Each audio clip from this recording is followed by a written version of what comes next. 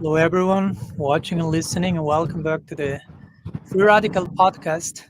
This is your host, Swami Padmanabha, and here today with a very dear friend of mine, kindred spirit, Dina-bandhu Prabhu. Thank you so much for joining, Thank you Dina-bandhuji. so much, Maharaj. Very grateful for the opportunity to come together. Always. I mean, not only over the podcast medium, but in general. So thank you so much.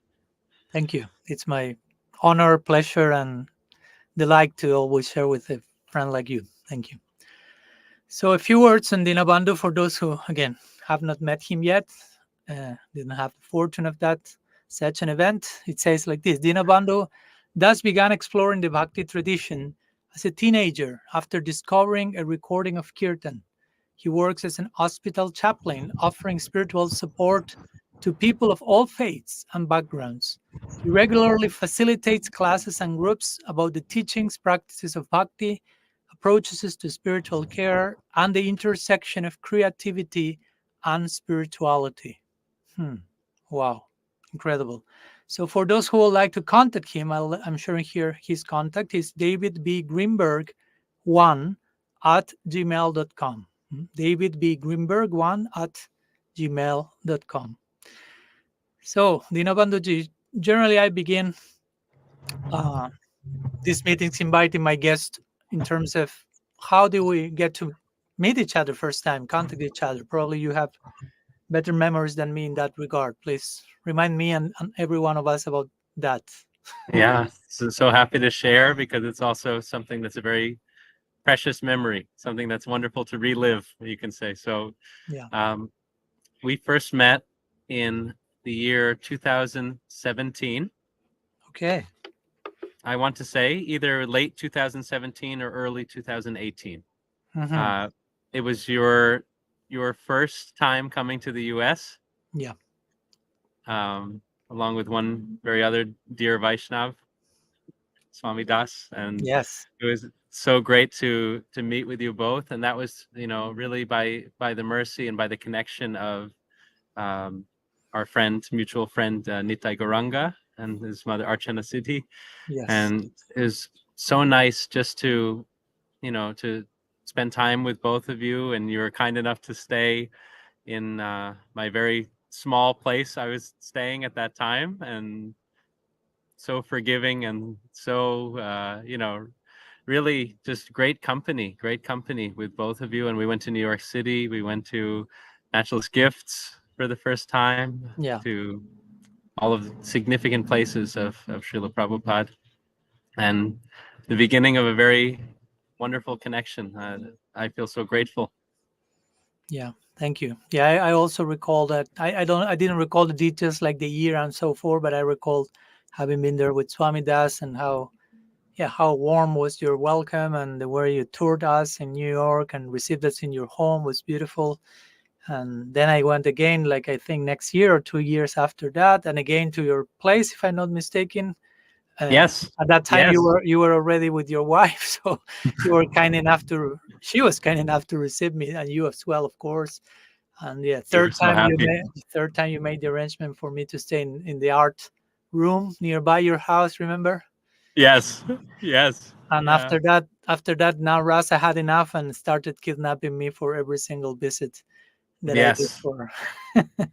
Well, it's just so great that you've been coming with like this steady frequency. It seems, that we've had many years together now. We've had many chances Hmm. to visit. Hmm. Something that I always look forward to a lot. Yeah, yeah.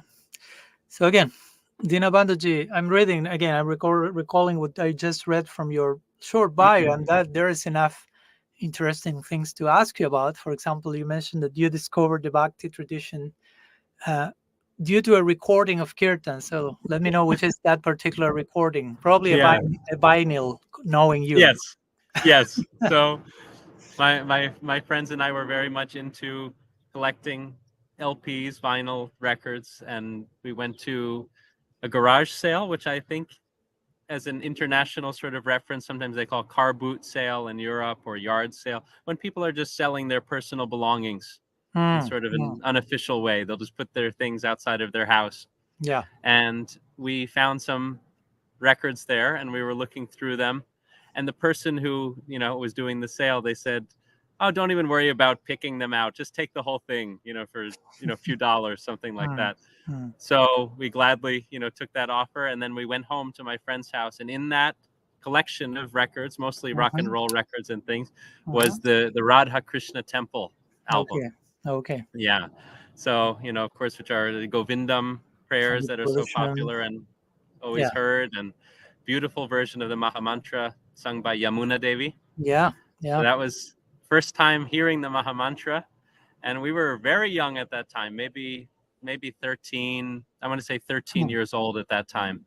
Wow. So we we're not quite in the space where we could really enter into the deep, spiritual significance of the kirtan yet. At the same time, I mean, it's not really our choice. It was having a deep effect because I remember that we were dancing and singing and jumping together, even in kind of like a fun way. We just thought it was such a beautiful, unusual, sincere form of expression, form of music.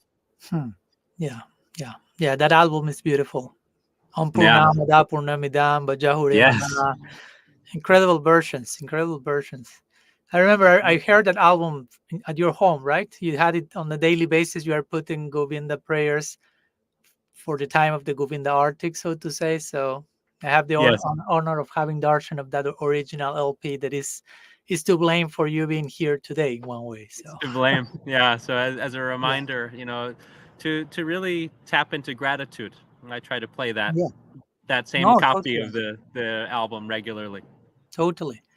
And to talk about gratitude and the synchronicity of events, in one sense, you are also in the good sense of the term to blame for where I am now, because in one sense, I went to New York, you hosted me, that eventually led me to know Namrasa, then led me to be in Namrasa's podcast, make some presentations there that created certain social dynamics and further ripples throughout the years.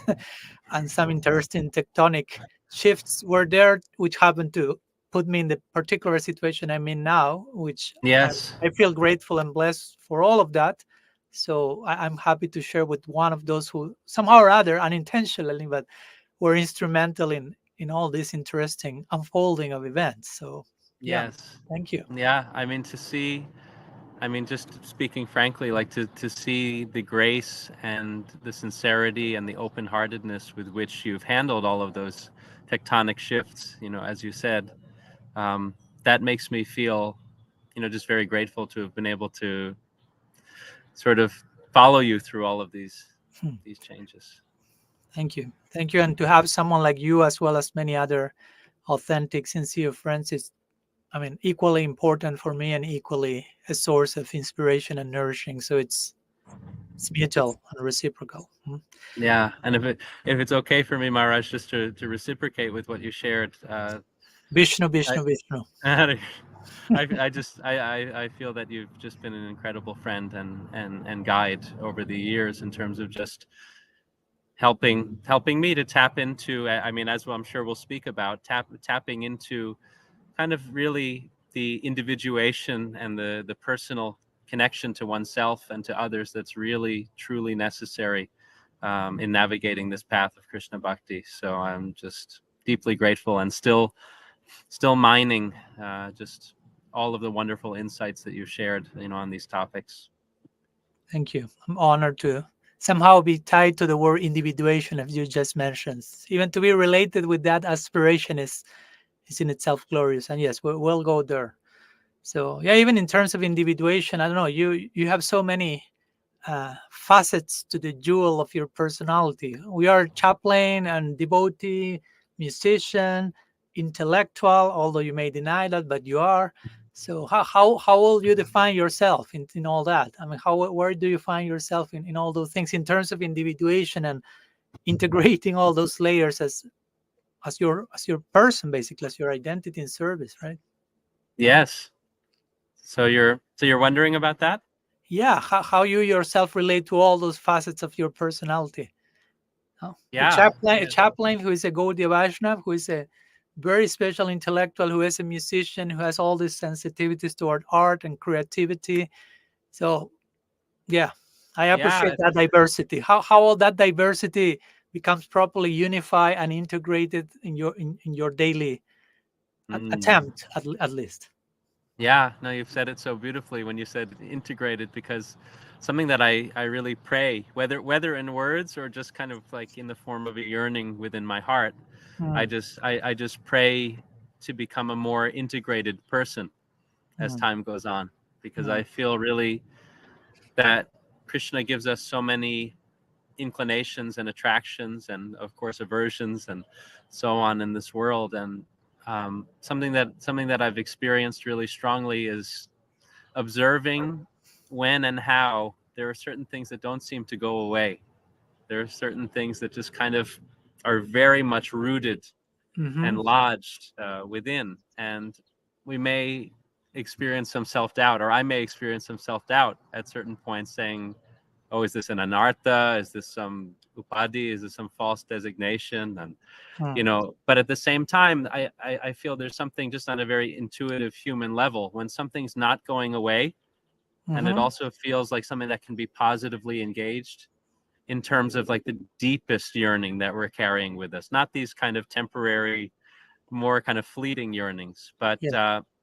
so just to speak specifically, I definitely, I think for a long while in my spiritual practice, I was pushing away some of these kind Mm, of unique inclinations and interests mm, that I have, because I felt that they're just not so directly related to the mhm, bhakti path and what have you, or they feel extraneous, or they feel somehow unbecoming, right, of one who's mhm, trying mhm, to aspire for love of God, right? mhm, So, but then at the same time, something that I've come to recognize over the years, and this is just me speaking in terms of my human experience, is that something like music, for example, really helps me to be more in touch with some deeper emotions within my heart.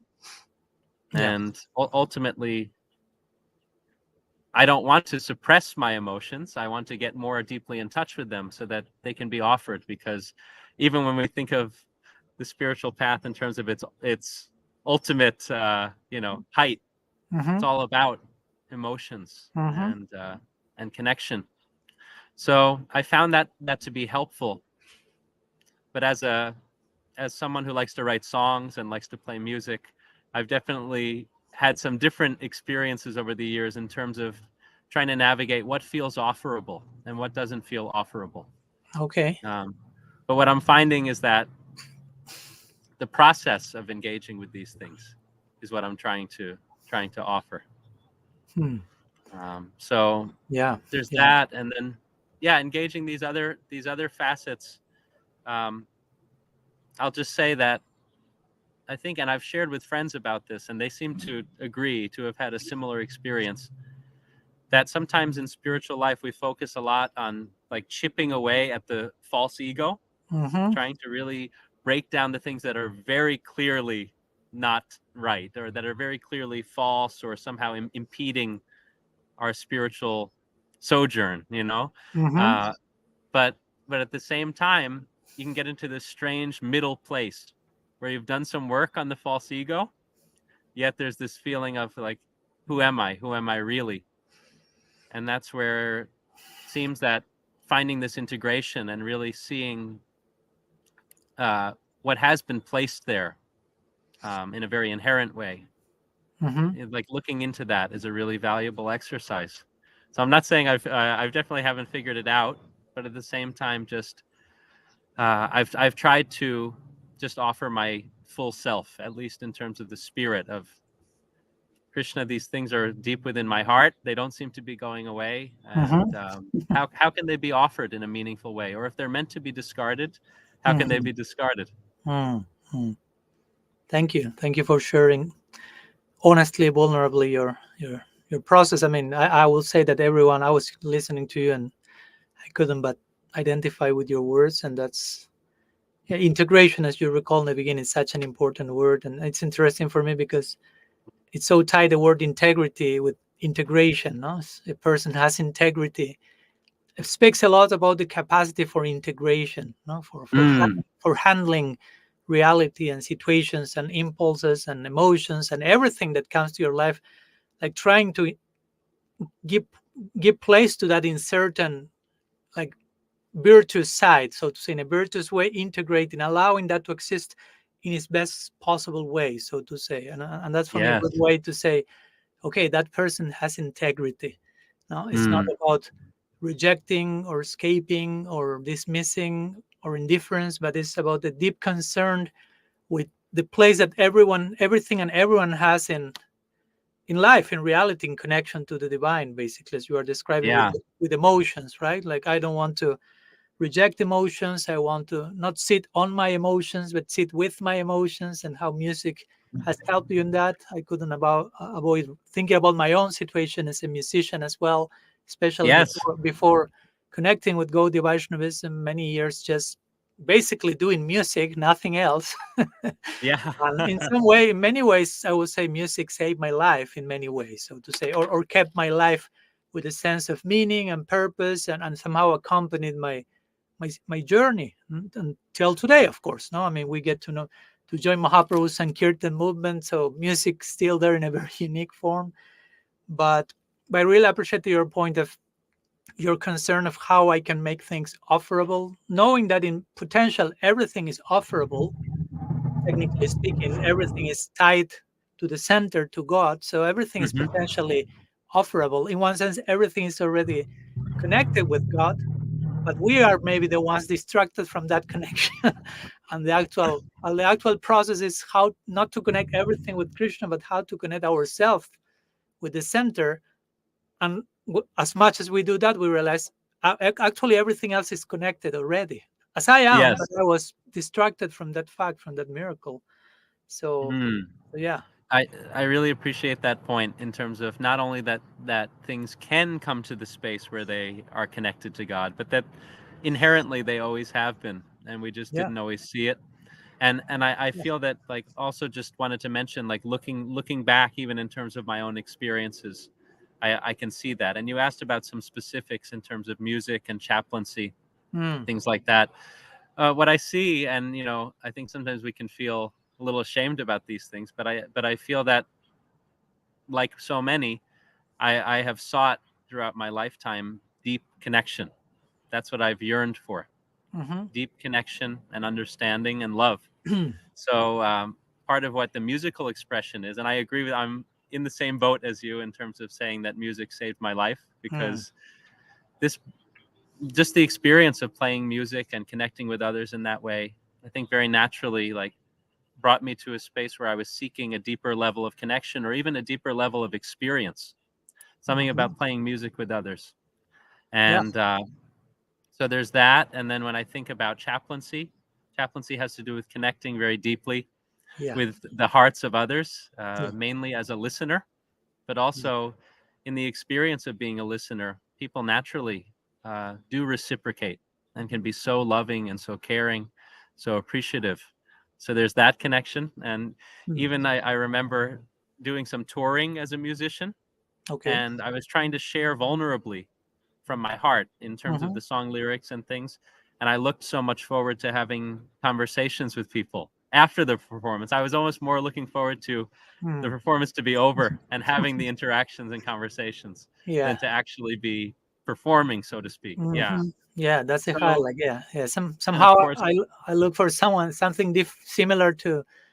I mean, my present day performance is more going and giving lectures, so to say. But somehow I look forward for the moment that the lecture is over to share with the audience, with the people, and to mutually overflow whatever has happened a few minutes ago, right? So, yes. because again, as you mentioned over and over again, and it's so important, we can never emphasize that enough, the concept of how much we're after connection, how much in one sense everything is connected and interconnected. And at the Yes. same time, the paradox of we are looking for connection desperately, which speaks about, again, the potential distraction that we may be having now about that fact. But it's so profound, so deep, the desperate need for connectivity, And especially in a world like today where there's so much connectivity in terms of globalization and technology, and I'm not against Mhm. that, we are being blessed by that now. But if there is not a proper awareness of the intrinsic connectivity of everything in reality, we are only just linking superficially, so to say, and that in one sense increases the desperation even more, the thirst for actual connection even more, because it seems that I have in lots of connection, but substantially I don't have connection. I mean, life lacks purpose and so on. So I will say that big part of the crisis of meaning, as Viktor Frankl would put it, in this era and this age that we are going through, the crisis of meaning has to do with also with not being able to grasp connection, to hold space for that to happen as it should happen, and that renders existence purposeless and Mm. to the wake Yes. of depression and, I mean, nihilism and whatnot. No, so yeah, Yeah. yeah. And so much loneliness. Yeah. Yeah, yeah. I would think in that connection, in your role as chaplain, I would like to go to that department in particular. Sure. But I want to ask you how much you find that, for example, this loneliness in the people you are meeting. Many of them are elder people. Many of them probably about to leave their bodies, and I don't know how much. Yeah, at the end of their lives, what's it? Their expressions, their experiences in terms of loneliness, or things that they regret not having done. That's generally they say people regret more what they didn't do than what they did. What they did. Yeah. I don't know if there are any particular mm, like classical points that come when trying to accompany people in those last chapters, so to say. Yeah, absolutely. And I can just say that, you know, at every step, whether it's end of life or whether it's just someone in crisis or someone just who you see in the supermarket, right? That there's a real desire, as you said, to connect, to be understood, to feel accompanied. And for a long time, I was working with people at the end of life. Um, these days, I'm focused more on. I work with people in a behavioral health setting. I work at a hospital that's specifically for people who are living with very severe chronic mental health issues. Hmm. And so, something that I see in either setting, you know, as you mentioned, also end of life, that people are really yearning to be understood, to be seen, and I think in particular to be seen for what's beautiful about them. Mhm, mhm, And there's something that happens in a moment like that. That's something that I do strive to do. Just spend time with people, and whether it's sometimes it's spoken, sometimes I'll very directly just compliment people and share with them what I appreciate about them. Other times it's just I hope and pray that in the way that we regard and in the way that we see others, in the way that we're actually feeling about them as we're talking with them, that mhm, they feel on some level that they are so valuable, that they're so beautiful. And it's not difficult to sincerely feel that hmm, about other people. hmm. Sometimes it's like a question of attention. Yeah. Um, so that's one thing about chaplaincy training, you know, that I feel really grateful for. We're Hmm. trained in listening, in being attentive, and Yeah. actually kind of checking in with ourselves. You know, like, are you still here? Are you still with Hmm. this person? Are you still Yeah. so kind of like really acting in the present moment in that sense and Yeah. bringing ourselves back. Yeah. I recall when I had the podcast with Kul Pradeep, who also is a chaplain and of course a dear friend of yours. He used this expression of ministry of presence. No? Absolutely. So you're well aware of that as well, no? So, but Yeah, yeah, we love that. We love that term yeah, and we love that concept. yeah, Um, and it's not something that's only limited to chaplaincy. no, You know, I'm Maharaj. I mean, yeah, I feel that from you also. You know, you I, do really strive to be present I with don't know, people. but I don't know, but I know I have to be present because there's no other way to be, technically speaking. If I'm not present, I am not. I am not there Yeah, for you. I'm not there for me. I'm not there for Krishna. My prayers, I mean, if I'm not present, where I am, who I am, what is left. So yeah, I personally feel that actually in our tradition, and as you mentioned, everywhere beyond chaplaincy and beyond Gaudiya Vaishnavism, this idea of presence is so crucial. I mean, in one sense, it's essential spirituality and an essential way of living life and reality. Just learning to be present. And again, paradoxically, we are in an age where we are in the age of distraction, basically, with the main skill is doing many things at the same time, which means not doing anything Yeah. profoundly, and becoming like expert in being absent more than present, right? Becoming like Hmm. fragmented, becoming hyper fragmented in the present. So how much presence is left if you're just, Mm. no, how much you can give present to 10 things at the same time, so to say. So yeah, Yeah. yeah, yeah. Present, as I like to make the play of word, present. To be present is the best present that I can give to someone, right? Yeah. So like this ministry of presence, like you and Kula Pradeep discussed, is something that also presence, something that I've just kind of felt is that presence does not end when we leave the room or when we leave the encounter.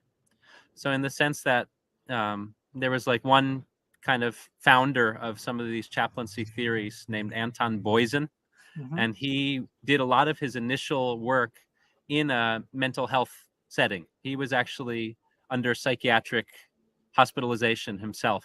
Oh, And in that time and space, he noticed that a lot of the people around him were suffering very deeply from isolation. In talking to them, he felt this.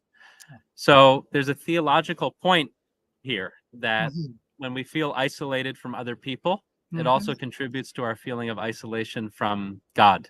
hmm, Um, and if we are able to help people to feel less isolated by listening hmm, to them, by ministry of presence, by really being with them and seeing them and appreciating them, the hope is that even after we leave them, even after we leave the room or end the encounter, that they may feel more overall, I'm understood, yeah, I'm appreciated, yeah. and they And attribute that that brings then to them God. that, yeah, that brings them closer to God, I would think. Yeah. Yeah. You are leaving the room, but you are leaving them closer to God, so to say. Yeah. Yes.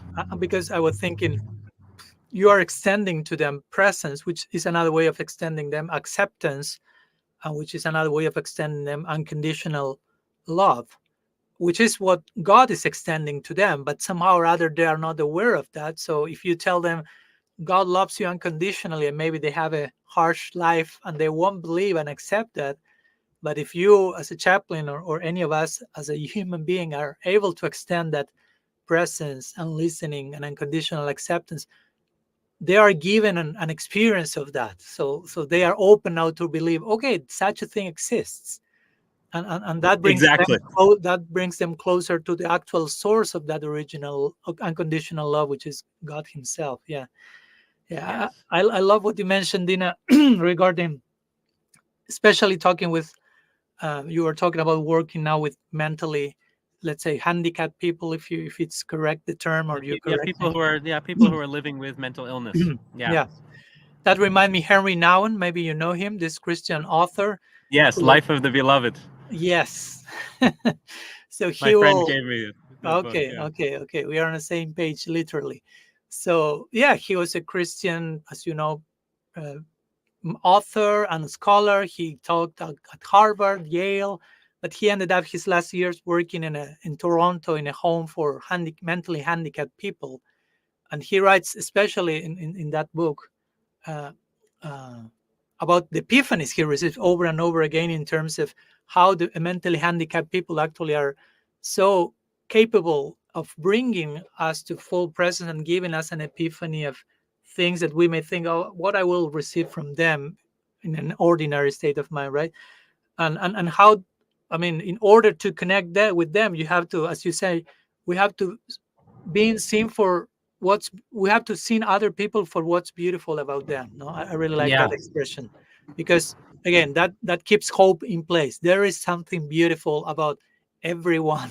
Everyone. Don't lose that hope. Krishna says in the Gita, as I've been repeating these days in a series of lectures I gave recently in Alacha, self-loving bhakti, Gita 229, Krishna is saying Ashtarya 3 times. The soul is amazing, is amazing, is amazing.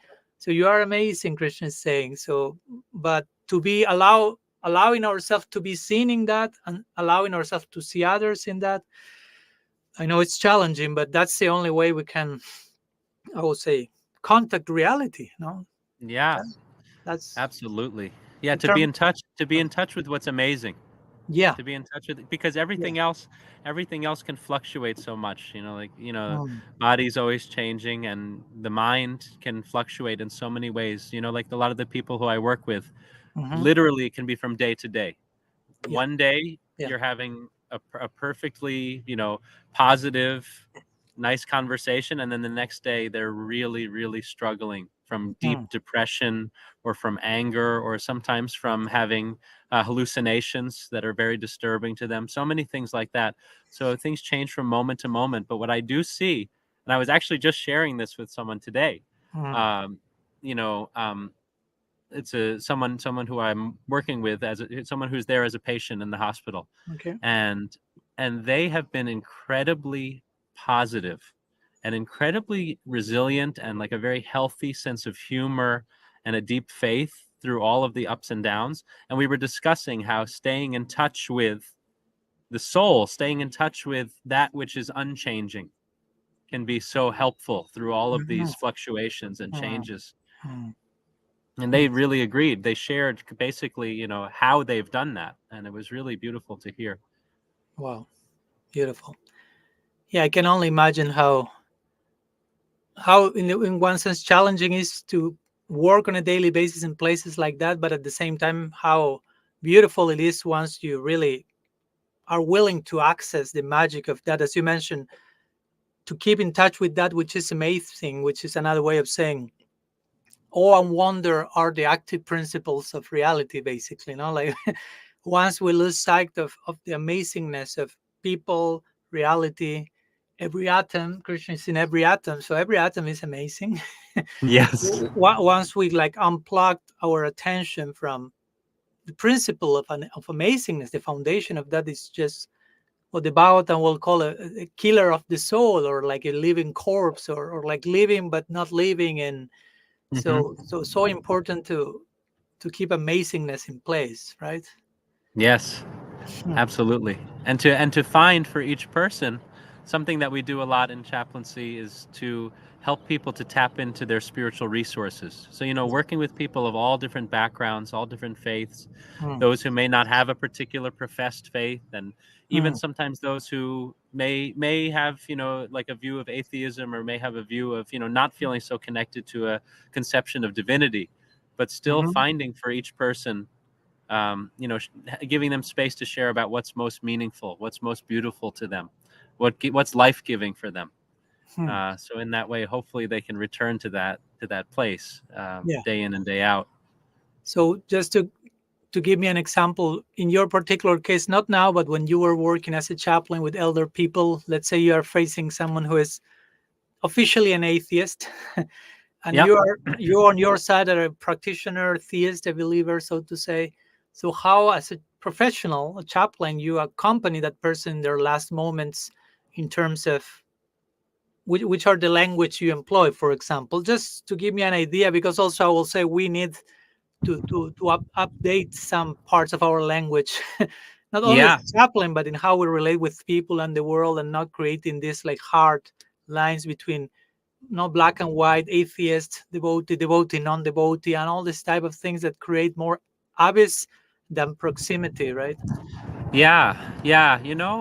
It's a great question. I really appreciate the question, Maharaj. And it's like I'm going back to what you just said about awe and wonder. I really appreciated you Mm, sharing about that they're the active principles, mm, that in a certain way we try to at least get into a space of awe, of wonder, of gratitude. mm-hmm, There are many people, even those who are atheist or what have you, yeah, who at the end of their life, they're really able to make contact with a feeling of gratitude, mm-hmm, feeling of closure, feeling of appreciation.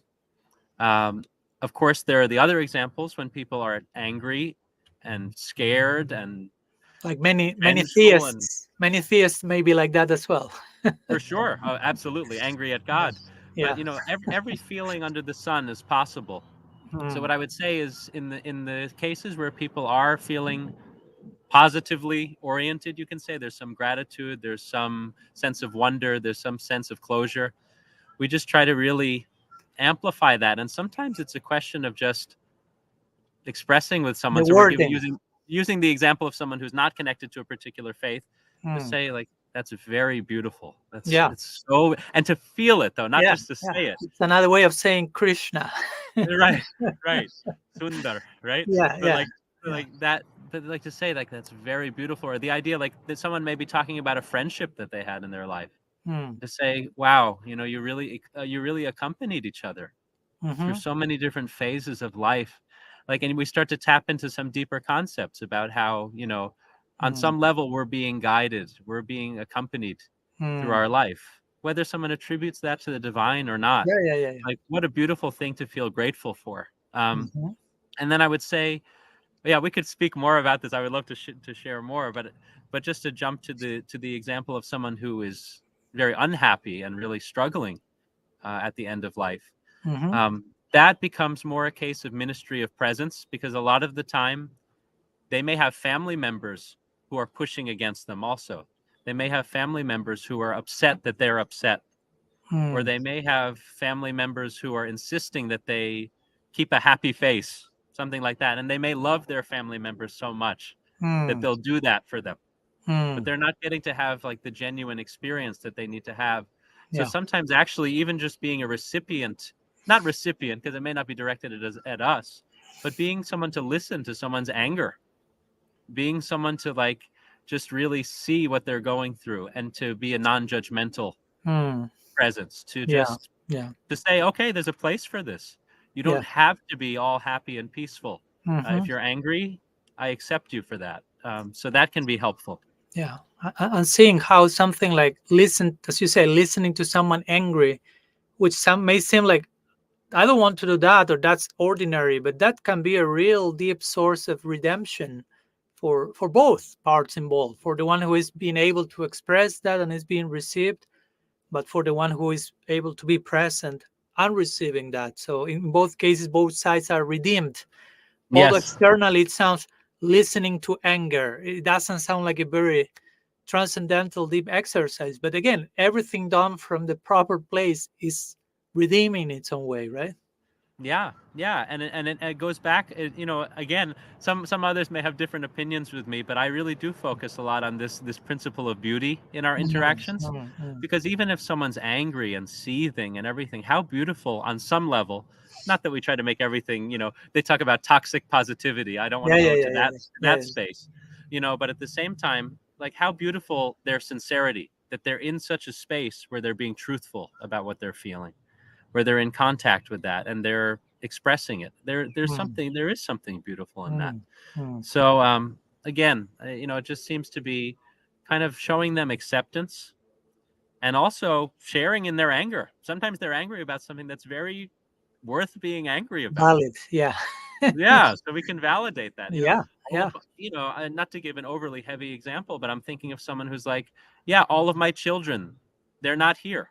Where mm, are they right now? mm, Um, yeah, and yeah, they call me on the phone and they say a few nice things, but where are they? mm, So to share in something like that, that yeah. it's something that I see. I understand why you're feeling abandoned. Yeah. Yeah, empathy again. That man, being able to connect with the other person. If it's angry, let's connect there in a valid way. Again, not also like toxically validating excess of angry and making the other person play extreme victim. But there's a place, as you say, for those emotions. I mean, it's not as I mentioned, Yeah. radical personalism. It's not that anger is bad or any other emotion is bad. Emotions are, they're not bad or good, they are. The thing is what we do with them, that can be good or bad, no?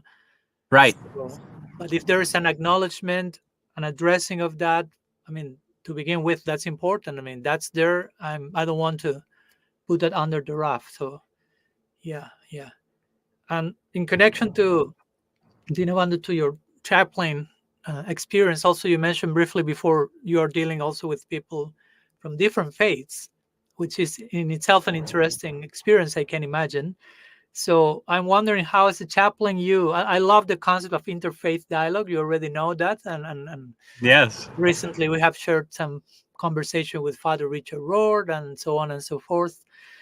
And I loved it, and you are helping me to organize. I mean, a particular event that we will be having in New Yeah, at a Jersey. church. Yeah, at a Yes. church. Probably when this podcast is already published, it will be already done. But we are already working with Scarlett on that, so that will be beautiful for sure. So I'm wondering how can, in your experience and in your perspective, which is or what's your approach or what's your hope, how can different mystical traditions find common ground, or where's the what's your take on that? What's your approach? What's your experience in that? Because of course, I personally very interested in seeing that underlying foundation in all mystic schools, but I always like to, of course, keep learning. Yeah, no, so grateful to talk about this. And I always feel really grateful to you, in terms of just being someone who is very deeply connected to the Gaudiya Vaishnav tradition, but at the same time Mhm. oriented so much toward these interfaith dialogues. It's really heartening because I also have like a deep heart for that. I have a deep desire to connect with people. There's something that's so beautiful just being in the company of people of God, really. Mhm, Of course, mhm, you can mhm. say on a deeper level, we're all people of God. But what I mean to say is those who are Yeah. really actively searching and seeking and Mhm, worshiping and yearning, right? So I think part of what has really been helpful in interfaith dialogue is recognizing our shared yearnings, yep. acknowledging them, Yep. and giving space for that acknowledgement, but also seeing that yearning looks quite similar across many different traditions. And sometimes in interfaith dialogue, we strive to find connections between the different scriptures. We strive to find connections, you know, among the different practices and things like that. And that's all right. I Nice. mean, I find that really valuable too. But there's something about tapping into that shared yearning of the heart Mhm, that I just find to mhm, be really mhm, profound in terms of interfaith dialogue. Just being like, oh, so you do this, and this is what you're practicing, and you're doing it mm, because you have this yearning, and I actually also have that same yearning, and that's why hmm. I'm doing what I'm doing. Great. Uh, Yeah. I love that, and something Hmm, about also a shared experience of the spiritual journey, I think, is also really profound in terms of interfaith dialogue. Hearing about people's spiritual paths and what it looked like for them, and who their teachers were, and who they have so much gratitude toward, and things like hmm, that. And as you said, like being always open to learning. And we had a beautiful gathering not so long ago with Scarlett and with some others who's our Swami and I have a shared a Christian friend named Scarlett. We had a gathering where we talked about struggles on our spiritual paths, and hmm. that was really deep bonding experience because it's not only this kind of, oh, and this looks similar to this and we're happy about that. It's really talking about the life of a practitioner and how much we're really sharing in terms of that human experience. Yeah. Yeah. I was thinking, thank you so much for sharing, Dinabando. That reminded me of one guest we had in the podcast last year, Rory McKenty. So he lives in New Mexico and has worked a lot with uh, yeah, interfaith dialogue and Thomas Keating, maybe you have heard of him, and different other main representatives of different traditions with Dalai Lama himself and so on. And he will tell me that this snow mass retreats, were they called snow mass interfaith dialogue or something like that. And we are organizing something for the future in this connection also. But the point is, he will mention that those retreats, as you were mentioning, that reminded me, were not so much about, okay, each person from each tradition is exposing their metaphysical system and their philosophy and their official set of beliefs and concepts, but each one is talking about their experience. It's more about getting Yes. together and sharing experience with one another. What's going on inside of you? It's nice, as you Yeah. say, it's nice to hear the doctrine. It's nice to hear the articulation of the teaching. It's nice to get educated and, as you say, find commonalities. Oh, in our tradition, we will say that same thing in this way, and so on and so forth. But what's your experience with your path? And what's your Mm. experience? And meet each other from that place, no? Because at the end of the day, all these concepts and philosophies are to take us to a praxis that is to take us to experience. So that's where we can really meet with one another in a substantial way. So yeah, it reminded me Yes. what he mentioned to me. So I appreciated that point, no, like the importance of, and not only interfaith dialogue, of course, no, because even if you want to extend it to talk with another Vaishnav, another member of my own community, we can also just talk about things that have nothing to do with our inner experience. And experience, I don't mean only epiphany, right? Like just hearing Krishna's flute or anything extraordinary, but as you say, it Yeah. can be my struggles.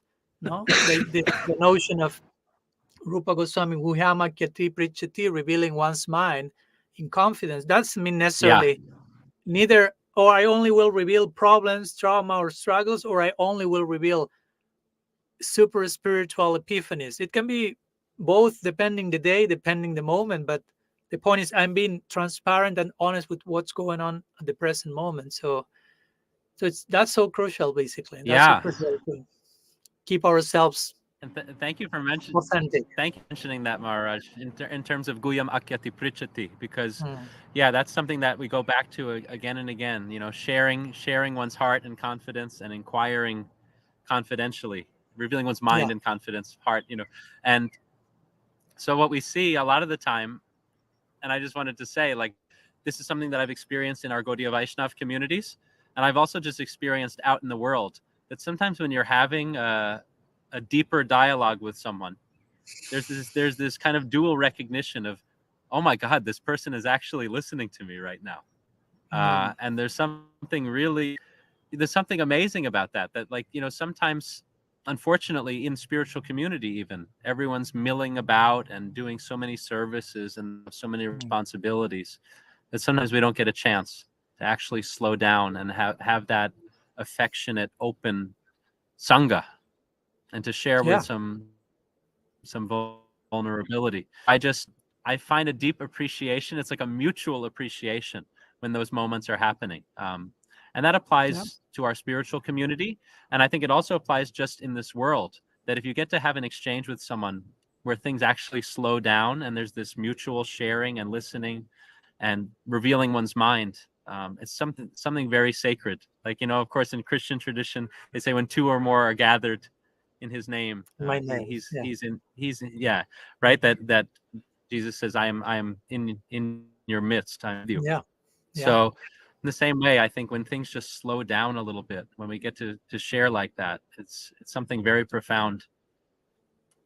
yeah, yeah. We were talking about that these days, these last days when I visited Alatra, uh, because we were doing Harikata, and sometimes some things will happen or come that was way beyond, how to say, the individual qualification or of the speaker, me, and the individual qualification of the listener.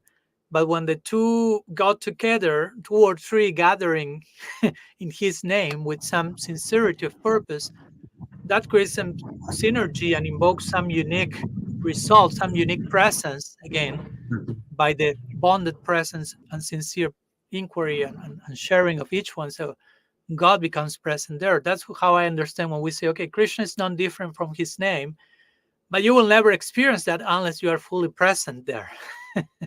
Yes, yes, And especially our practice is Sankirtan, which entails plurality, like collective engagement. And collective is not just let's get a bunch of people, like a number, and we have some Sankirtan. Let's be present. Let's invoke collective presence.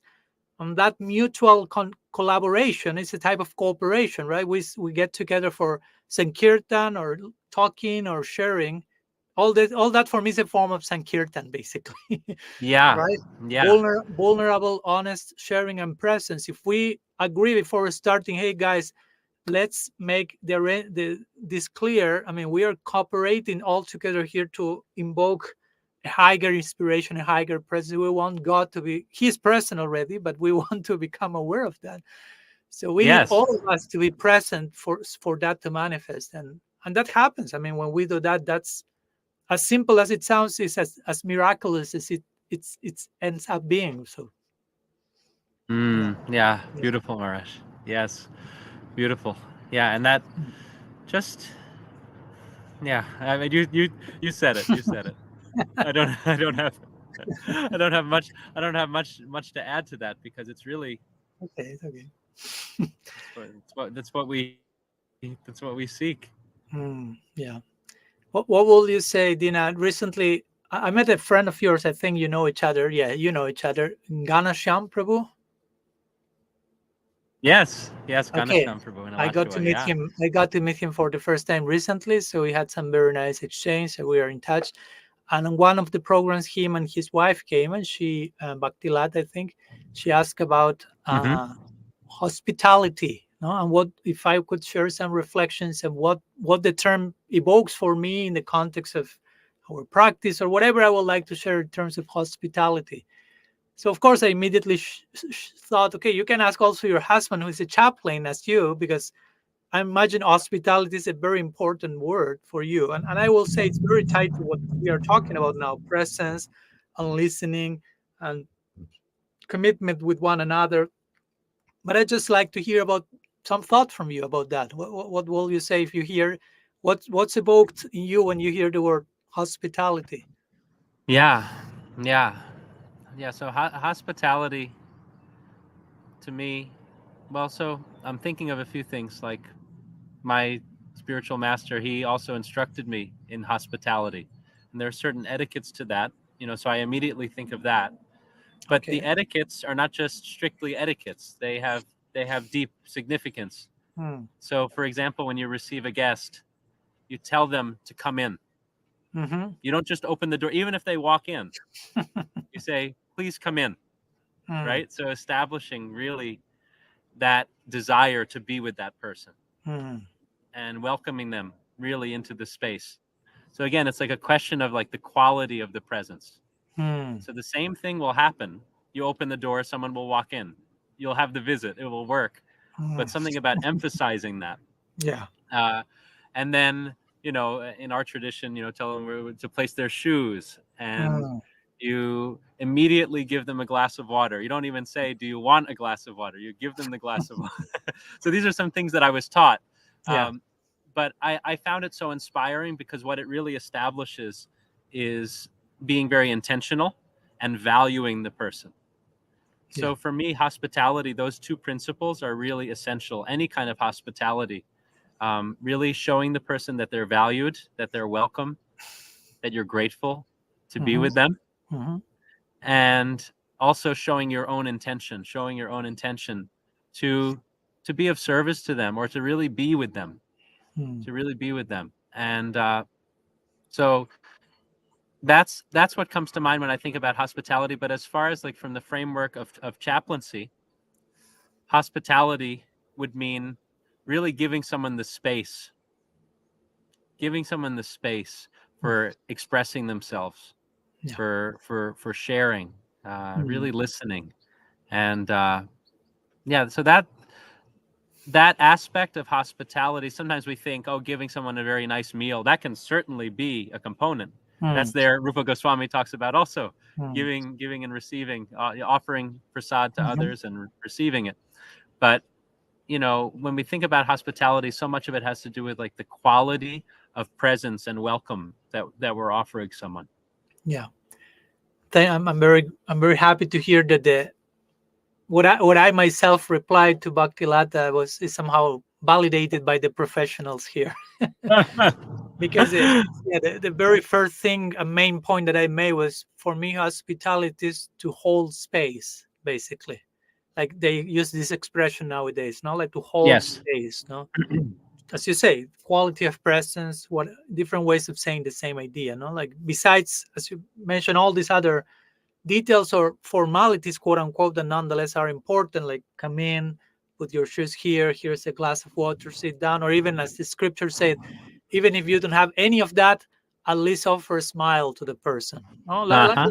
like I just said, like not a false smile, of course, no, but try. You can offer still what's the love you have for that person in your heart. You can be intentional about how happy you are to meet the person, even if nothing else is there. Yeah. And Yeah. I will say that's tied to this idea of holding space, no, like intentionality, presence, uh, which again sounds so basic and so simple. Externally, it's nothing. It's but it's all internal. So that's the Mhm. that's the challenge, because external it seems like I don't have to make any arrangement. It doesn't seem to be too important, but it requires all of your being there for that person, and that's not so easy. Again, we in the not only the fractured multitasking mind that we may have now as postmodern entities, but also in connection to that, the quality of speed that we used to have in our daily life nowadays, which to be present, as you say, requires slowing down. Yeah, yeah. Sometimes it's not easy to slow down because we gain momentum in whatever ways we do things with certain influence of probably Rajaguna for sure. And if you say at that person running and gaining momentum, slow down, it may be even perceived as a loss, no? As a loss of time, as a loss of integrity and presence, because I'm going so fast. How you suggest that I slow down? It means I will lose the the, the, the marathon or whatever. Yeah, yeah. So they built up so much momentum, and yeah, it's work, it's effort, and Mm-hmm, then to kind of like disrupt that flow, mm-hmm, you can mm-hmm, say like. mm-hmm. But something like when you're saying that, something that comes to mind for me, something that I personally find really helpful with that kind Yeah. of changing pace and really offering quality of presence to someone is Mm-hmm, gratitude. Is mm-hmm. gratitude. Like I get to be with this person. Like I'm feeling right now, like I get to be with you, Maharaj. I'm like Mm-hmm. really grateful that I get Yeah. that opportunity. It's But not we need to stop doing everything we are doing for us to be with one another, right? That's the price, and I'm very happy to pay that price. But yes, you mentioned we need to cancel all other things, to slow down, be present, mhm. and be with Yeah, one but yeah, another. it's true. Yeah, we have to like carve out the time and Yeah, change our pace and everything, but yeah. it's like almost like we get to do that. And something that I would love to just hear your thoughts about sometime, or even right here, depending on how the timing and everything, is just I feel that this principle also really strongly applies to our prayer life and our Hmm. sadhana, Hmm. offering that quality of presence. Yeah. Because I just speaking openly, like for myself, I feel that yeah, I may be practicing this day to day with people I interact with or in my profession, but then remembering that God is a person, that Krishna is a person, that the name is a person, and my practice. So how can I offer that same quality of presence Hmm. in my prayer life, in my practice? Hmm. Well, thank you for the invitation to such a journey. Yeah, it's a whole different. I mean, I can say something, and again, we can never say enough.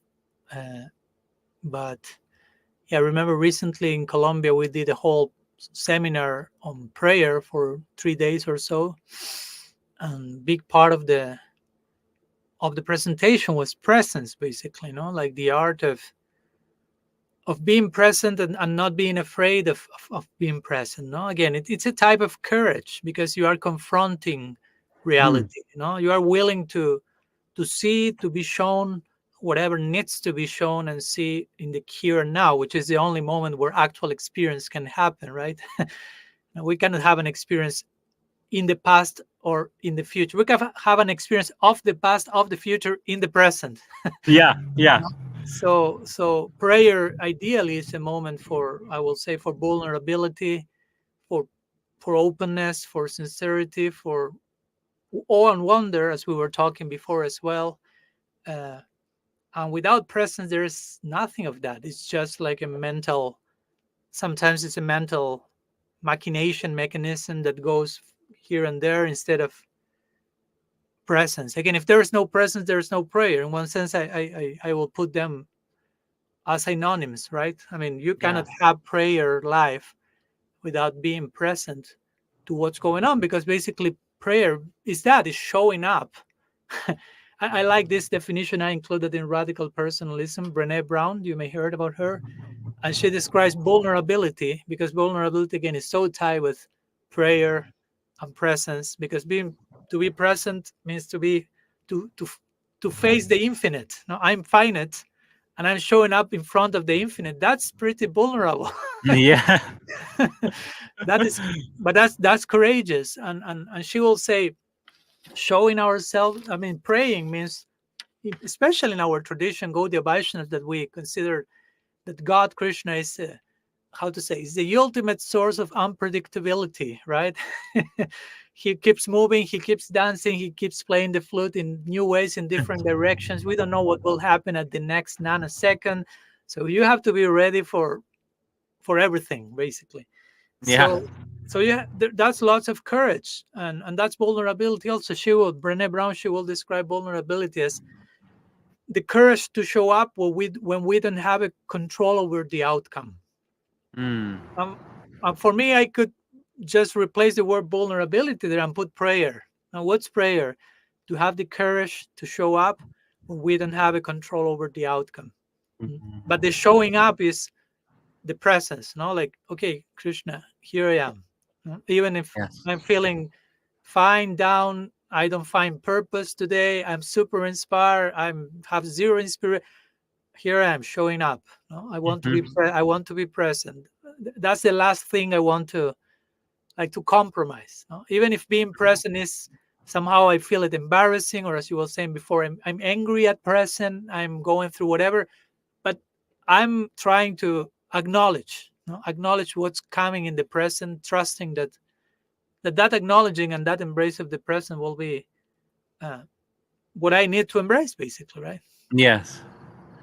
Because if Yes. not, it's escapism, basically, right? So, Mhm. and spiritual life in particular, prayer is ideally not to further or promote escapism, Mhm. but to create the proper confrontation, in the good sense of the term, confrontation with truth and reality. So, yeah, presence in the present is facing the infinite, facing the unknown, not having control of what will happen, but also having a deep trust, I will say, and confidence in the nature of reality, knowing that reality is not against me. There's no Right. an ontological conspiracy against me. So I can show up and I can faith that there is some coherence in reality, and have some hope that this coherence is having some trajectory, having some purpose, and that and that I'm included in that plan, so to say. No, so Yeah. that gives me some strength to, okay, I'll show up. No, I'll be Mm. present to whatever has to manifest, whether in prayer to God, whether in talking with someone else, whether to in confronting an emotion or a circumstance that is challenging. Having this foundational trust that there's nothing better than being present, as painful and as complicated as it is.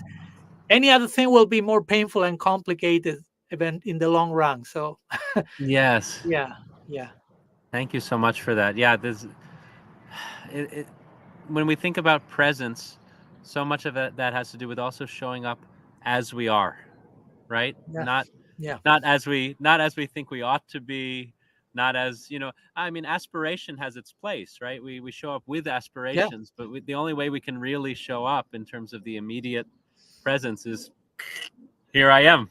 Here I am. I know, Maharaj, you often talk about like, figuratively speaking, like going naked Yeah, before God. So yeah, it's kind of like, yeah, here I am. This is what I have today. This is who I yeah, am today. yeah. Instead of fake it till you make it, I will say naked till you make it. Yes. In this connection, Love right? that. Yeah, Yes. yeah. I totally agree. And again, trusting that if I show up like that, I won't be abused and exploited, but I trust that I'm being seen with unconditional love, especially if I'm a spiritual practitioner in prayer. I'm showing up to God's unconditional love, unconditional glance. So I'm naked, I'm a mess, I'm broken, I'm fragmented in so many ways still, but I'm being loved and fully accepted by Him. He's the host par excellence. So he's Yeah. as Richard Rohr told me recently, he's the total receiver. No, Mm. so I can show up. I can show up, and I know that by being vulnerable in such a safe space, going back to safe space, Yeah. I will be empowered. Vulnerability in safe space equals empowerment. Yeah. Vulnerability in unsafe space equals abuse, trauma, so on, so on. But in safe space, that's why it's so important to create this safe space. No, and Yeah. Yeah. And it seems to me that if we can get into that safe space mhm, in our prayer, in our spiritual life, because one of the biggest kind of spiritual maladies that I've seen in our own tradition, in other people I work with of different backgrounds, they feel that they're so unfit. They feel that they're so unacceptable in the Mm, eyes of God. And that mm, keeps them at yes, a distance, really yeah, keeps them at a very tragic distance, just yes, feeling like, oh, well, I have to figure out X, Y, and Z first. I have to become this, that, and the other first, and then I can stand before God. So yeah, it's really, yeah, the more we can emphasize this point, it's really yeah, powerful in terms of just God wants you as you are right now. God yeah, wants you today. yeah, Yeah, like, and you don't have to be, yeah, we're all works in progress. yeah. But again, that's I totally agree. I feel that topic is one of the top five, to say the least, that needs to be highlighted, not only in the Gaudiya community but in the world at large. Like, you are already being unconditionally loved. It's not that you have to earn God's love, to deserve, to perform so He likes you at some point. That doesn't speak well about who God is. Mm, yeah, and, yeah. and and that's totally disempowering, because you will never feel it's enough. No, perfectionism, spiritual perfectionism, comes into this scene, and in connection to a goal so high and so infinite. It's so, if you don't deal with that properly, that can foster deep neurosis, because it's so high that it's never enough. And in the name of humility and surrender, it's never enough, never enough. And you conclude saying, I'm never enough. Maybe everything else is never enough, and you end up developing a whole uh, tragic vision, as you mentioned, of reality. So it's so Mm, important to dismantle that wrong foundation and establish the proper notion there, that, as you say, you are already loved and accepted as you are. So yes. instead of struggling to be accepted and loved, you can celebrate the fact that you are accepted and loved, and then live your life in response to that acceptance and love that you have already received. Like, live the rest of your life to reciprocate, to give to others, to celebrate life. Mm, Like in Christian terms, they will say you are already saved. yeah, So I will yeah, say the same thing in our tradition. If you're sincere in honoring the gift of bhakti, of divine love, of devotion, God's shelter, you're already saved. Krishna says in the yes, Gita so many times, there's no loss, diminution. My devotee never perishes. I will protect you, provide what you need, so on and so forth. Arjuna promised to me, I promise you this and that.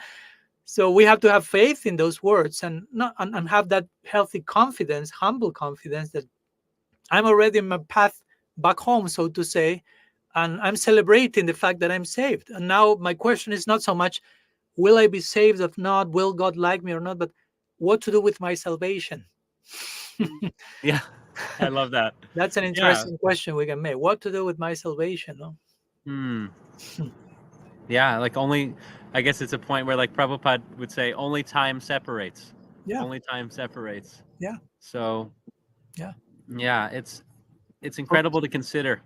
It's way more healthy way of living life, and it's not false. Again, it's based on reality and the ultimate truths of all spiritual traditions. So it's Mm, a way, for me at least, it's a way of living life from a celebratory place, right? And hmm. yeah, I record in the recent retreat with Richard Rohr. At the end, he gave some words of blessing, and at the end, at one point, said, please, let's stop losing our time thinking, wondering whether we are saved or not. Let's stop asking that question and losing our time asking that question, so we can employ our time in better things. Mm, I love that. Yeah, where is our energy going Yeah, on our spiritual path? yeah.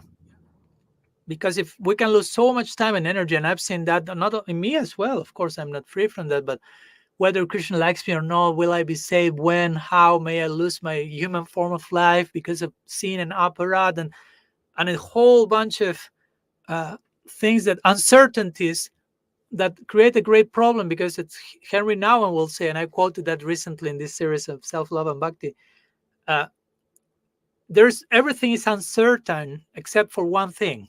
The only certainty we have is that God loves you unconditionally. Mm, That's already a given. That's already given from day one. You are fully accepted, fully loved. That's certain. Everything else is uncertain. yeah. But having that certainty in place, you will be able to deal with everything else being uncertain. Mm, But if that certainty becomes uncertain for you, you can imagine how you will live life, because everything else is already uncertain. Yeah, then And if the only, there's no exactly, foundation. exactly, and that will be a way to explain how people nowadays is suffering. Those who suffering so much because of there's no certainty in this deep foundational relational level. So it's so important to somehow or other make this clear idea that there is something called unconditional love. You're already loved and accepted. And again, if Yeah. someone doesn't believe that God is doing that, then that gives us a chance to represent that unconditional love from God from us in our to that person, to give that to the person ourselves. No, Mhm. so we have no excuse to escape from that principle, so to say. Yes. Yeah, yeah, yeah. Ah, so interesting. I was thinking one more thing, and maybe we will wrap up, because yeah, still I have some battery in my computer, but yeah, there Yeah. was some My, technical issue here. mine is also a little Okay, bit low. okay. Let's see who has to disconnect first. But now you were mentioning this idea of changing pace and slowing down to be present. And these days also we have been talking with some friends of ours about this idea of how many of us live our life in a unipolar way, in sense of Mm. only one way of doing things in the same way, always everything, and the need to disrupt, as you mentioned, you used the word disrupt, disrupting that unipolarity and create some bipolarity in the healthy sense of the term Yes. bipolar. Yes. and, Yes. and be and prayer for me or any other thing that disrupts that unipolarity is basically that, no, breaking, changing the pace and creating a different space, different timing, different pace, and being present, basically. Mm. Yeah. And sometimes we need even to organize ourselves to do that, because if not spontaneously, we are just carried by the momentum of the unipolarity, how we live our lives.